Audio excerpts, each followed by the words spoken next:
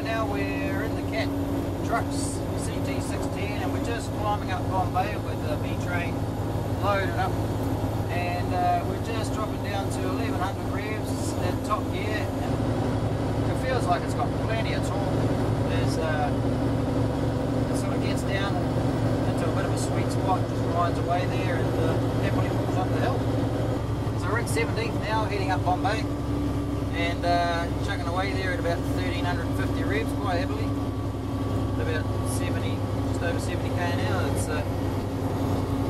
I still can't get my head around the no gear lever on the centre there. Yeah, well I'm playing it, like I've got it in drive, so it's just decided to take a couple of gears there, thinking that it was lugging too hard. You could actually save a lot of fuel if you thought about how you drove it. The great thing about this UltraShift, the Eaton UltraShift Plus gearbox, is that you can, it shifts right at your hand, and you can leave it in drive, and if you want to override it, you just plus or minus it, and away it goes. Yeah, see, I can override it again. We're at 1400 revs. We're at top gear now. It's just dropped back down to 1350, doing 80k an hour. It's doing it easy. Comfort-wise? Yeah, it's a really, the cabin's laid out really nicely. It's and everything's really easy to see, easy to read. The gap at the top of the steering wheel perfectly takes the arc inside the dash there, so all your gauges and stuff are framed by your steering wheel. That's quite clever. Everything's at hand. It's not too far to reach. The seats seems to be leather and really comfortable. There's lots of adjustments. It's almost a bit like a European seat. There's not really anywhere to put your phone, which is a bit of a shame, because everybody's got a phone or a smartphone or something like that these days.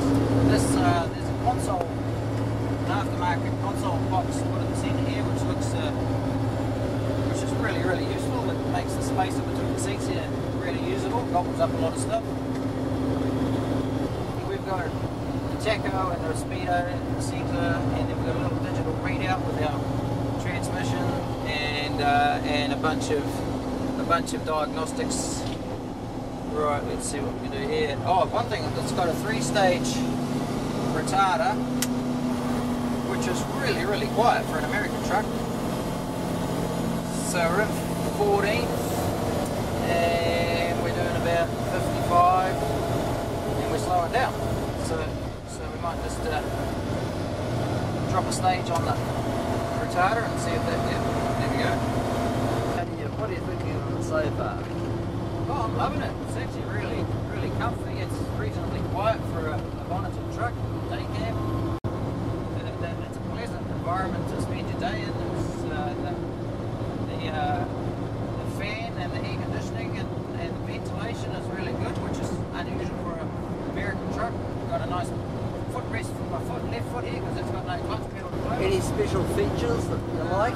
Well, there is one thing about driving in New Zealand. You're either got the sun on your right window or on your left window. We've got this really clever system that they've come up with there. You can swing that one around there to stop the sun coming around, and that one down there to stop the sun coming forward, which is, I haven't seen that before. That's really great.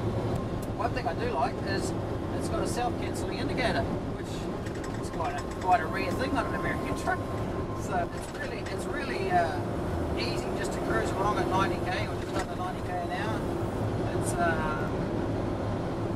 It's got plenty of power for what we're doing, retardation coming down Bombay Hill was more than good enough. Like I actually had to let it go there for a bit because I was slowing it down. Vision from the cab both forward and back? The vision from the cab is excellent. Like this wraparound, single wraparound windscreen is actually really, really good. The bonnet slopes away so much you can't even notice it's there most of the time. There's a little lip just here that just helps you actually know that the bonnet's there. The mirrors are really clear. They're quite steady. You can adjust them both sides just from the switches on the door here.